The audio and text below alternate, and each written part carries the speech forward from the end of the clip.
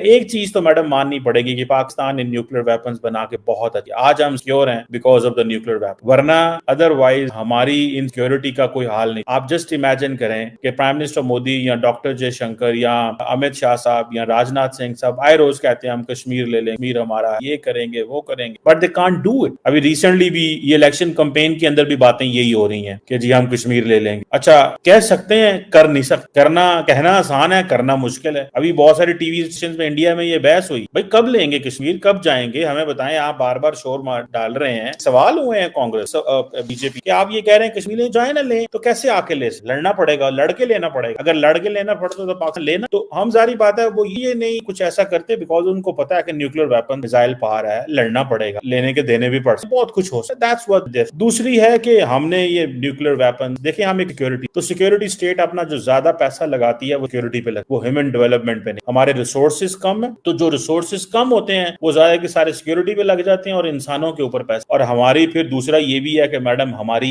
जो political government वो consistent, हमारे इलेक्शंस देखिए ना 1947 में आप आजाद हो इंडिया, आप 1951 में कॉन्स्टिट्यूशन भी है आ जाता है, इलेक्शन भी हो जाता है, वो एक डगर पे चल, वो अपनी डेमोक्रेसी कॉन्स्टिट्यूशन की रिस्पेक्ट करते हैं, हम नहीं रिस्पेक्ट, हमने अपने कॉन्स्टिट्यूशन की परवाह नहीं की, ना ही कॉन्स्टिट्यूशन बनाया। और अगर लोग जमहूरियतें आई भी हैं कहीं पे तो उनको हमने उड़ा के पछाड़, फौजी डिक्टेटर आ गए, ब्यूरोक्रेसी आ गई, साजिशें एक्सटर्नल इंटरनल, सो ना तो पॉलिटिकल स्टेबिलिटी इस मुल्क में रही। हमेशा जब पॉलिटिकल स्टेबिलिटी होती है तो इकोनॉमी आती। अभी अगले दिन हम देख रहे थे कि इंडिया के नरेंद्र मोदी साहब इलेक्शन लड़ रहे हैं, कांग्रेस इलेक्शन लड़ रही है, लेकिन उन स्टॉक्स $5 बिलियन। क्यों भाई? इट मींस कि इतनी स्टेबिलिटी है मुल्क के अंदर कि जो मर्जी होता है, स्टॉक मार्केट को पता है कि हमें क्या करना है। वरना हमारे यहाँ इलेक्शन हो पहले ही 4 महीने पहले ही स्टॉक मार्केट नीचे की, लोग परेशान हो जाते, पैसे फंस जाते हैं, ये नहीं होगा वो नहीं होगा बिकॉज अनसर्टेन। सो हमने मैडम 47 में भी 8 में भी जंग लड़ी, 5 भी लड़ी, 71 लड़ी, कोल्ड वॉर में भी लड़ते रहे, फिर हमने न्यूक्लियर वेपन्स भी बनाया, फिर इंडिया जैसा मुल्क हमारे मुकाबले में था, बड़ी फौज थी उनकी,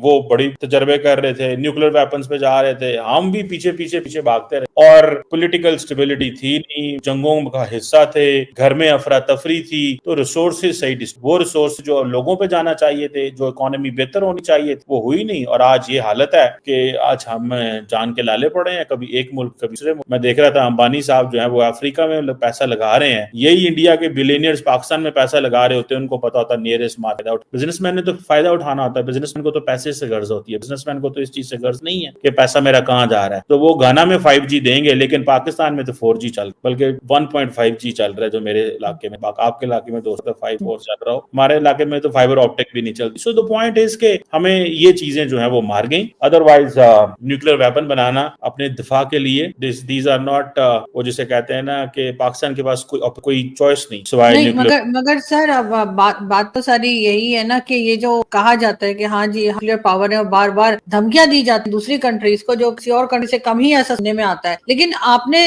जैसे बात की कि जी पाकिस्तान जो है वो क्योंकि भारत ने बना लिया तो जी हमने भी बना लिया, सब कुछ हो गया, ठीक है सही है। लेकिन फिर भी सर वो जो कश्मीर की बात आपने की कि जी वो कश्मीर ले नहीं सके, तो सर 4 जंगें तो हमने भी लड़ी है, हम भी तो बार बार कश्मीर पर दावा दायर करते रहते हैं कि जी वो कश्मीर जो है वो भी हमारा हिस्सा है, हम उसे ले लेंगे। हमने भी कई बार ये बात की है, हम बार बार वहां के लोगों को उश्काते भी रहते हैं कि जी मतलब वो खड़े हो जाए अपने लिए, हम उनके साथ खड़े। उनकी स्टेटमेंट तो पाकिस्तान की तरफ से भी जाती रही है, 4 जंगों के बाद ना बोले सके ना हमले, तो है ये नहीं। देखिए सिंपल सी बात है, जंगें तो हुई हैं, मैं सिंपल ये बात कर रहा हूँ कि हालात इस तरह के हैं कि अगर एक मुल्क ये कह रहा है कि हम कश्मीर ले लेंगे तो एक हॉस्टाइल स्टेटमेंट है ना। तो पाकिस्तान के पास जो न्यूक्लियर वेपन है that is a source of stability. India ने भी तो कई दफा कहा है, वो भी तो बड़ी दफा बातें करते, उधर भी तो कहते हैं कि हमने को फुलझड़ियां तो के लिए तो नहीं रखा हुआ न्यूक्लियर वेपन। अभी रिसेंटली मोदी साहब ने जो इंटरव्यू दिया था, एक रैली में बात की थी, उन्होंने कहा कि इमरान खान ने मुझे फोन किया जब अभिनंदन उनके पास, मैंने फोन नहीं उठाया और इमरान खान ने उसको छोड़ दिया। अगर वो ना छोड़ते तो वो कत्ल की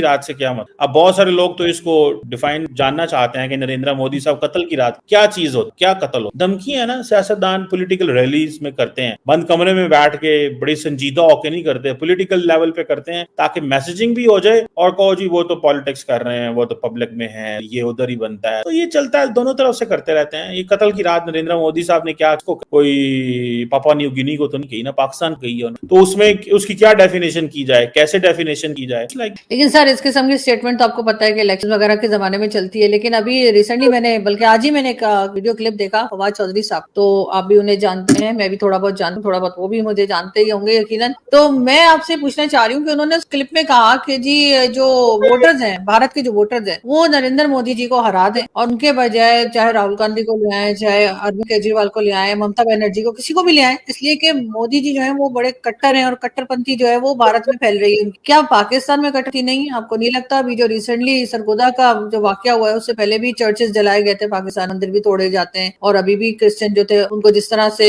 मारा पीटा गया है और जो कुछ हुआ है, तो वो कट्टरपंथी हमारे पॉलिटिक्स को हमारे यहाँ नजर क्यों नहीं आती? और दूसरे के इलेक्शन में जाकर इस किस्म की स्टेटमेंट देना कि उनके वोटर्स को आप मिसगाइड कर रहे हैं, या वट एवर आप अपना कोई आइडिया दे रहे हैं, अगर मिसगाइड का वर्ड ना भी मैं यूज करूं, आप उनके वोटर्स को अपनी तरफ से आइडिया दे रहे हैं कि उस पार्टी को वोट ना दें, उस पार्टी, क्या ये सही? देखिए, पहली बात तो ये है कि largely it's all about politics, ये सियासत है, ठीक है जी। सियासत इस तरह है कि सियासतदान ऐसी बातें करते रहते, उन्होंने बातें की हैं, क्या नाम है उसका, जो फवाद चौधरी साहब ने, कि उनको वोट दें, उनकी एक राय है, the other person has a right to say कि भाई आप कौन होते हैं। फवाद चौधरी के पास भी एक राय है, वो दे ना दे, मतलब दे दी है तो ठीक है, उनकी चॉइस, क्या फर्क पड़ता है। कट्टरपंथी की डेफिनेशन किस इशू के ऊपर कट्टरपंथी? बात रिलीजियस कट्टरपंथी, पॉलिटिकल है, किस चीज? देखा जाए अभी जो सरगोदा में हुआ, किसी पॉलिटिकल पार्टी ने उसके ऊपर बात ही नहीं, ठीक है, बुरी बात है, बात करनी चाहिए, डिस्कशन करनी चाहिए, ठीक है। ये बातें जो हैं दे आर देयर, क्यों नहीं करनी चाहिए, बिल्कुल बात। कट्टरपंथी, किस कट्टरपंथी की रेफरेंस की बातें हो रही? सो ये बातें नहीं इंपॉर्टेंट के फवाद चौधरी ने ये कहा है कि पॉलिटिशियंस हैं, they have a right of opinion. क्या कांग्रेस के इंडिया के अंदर नहीं लोग कह रहे हैं कि इसको वोट दें, इसको वोट ना कहते हैं? आपको याद होगा जब डोनाल्ड ट्रंप इलेक्शन लड़ने लगे थे दूसरी दफा, तो हाउडी मोदी इधर किया गया इंडिया के अंदर। वो क्यों किया गया? नरेंद्र मोदी ने बेसिकली अपने इंडियन डायस्पोरा को अमेरिका में कहा था कि मैं इस बंदे को पसंद करता हूं, या मैं चाहता हूं कि आप इसको vote. That was a tacit understanding. Political अमेरिकी सदर इंडिया के अंदर आके रैली करेगा स्टेडियम के अंदर, किस लिए? कोई उनका क्या काम है? उनका काम है तो वो दिल्ली एयरपोर्ट उतरेंगे, वो कहीं ऑफिस जाएंगे, मुलाकातें करेंगे, निकल जाएंगे, लेकिन वो पॉलिटिकल रैलीज करते हैं क्यों? To give a message to वो जो 3-4 मिलियन इंडियंस हैं अमेरिका के अंदर, कि ये बताया जाता है कि इंडियन और अमेरिका के जो ताल्लुकात हैं वो ट्रंप साहब की वजह से अच्छे होंगे। सो ये एक अंडरस्टैंडिंग दी जाती है। दोस्तों, आपने सुना कमर चीमा को। कमर चीमा कह रहे हैं कि भारत सिर्फ धमकी देता है, वरना अभी तक अगर उसको पीओके लेना होता तो ले होता, लेकिन वो डरता है कहीं ना कहीं पाकिस्तान से, क्योंकि उसने जो परमाणु हथियार रखे हुए ना, और यही कारण है कि भारत अभी तक पाकिस्तान के ऊपर हमला नहीं किया। ईयर वाइज उन्होंने बताया कि 1949 से लेकर कारगिल तक सिर्फ और सिर्फ पाकिस्तान ने सबसे पहले उंगलीबाजी करने की कोशिश की थी, लेकिन इसके बावजूद भारत ने जवाबी कार्रवाई, और अगर जवाबी कार्रवाई की है तो सिर्फ और सिर्फ अपने बचाव के लिए।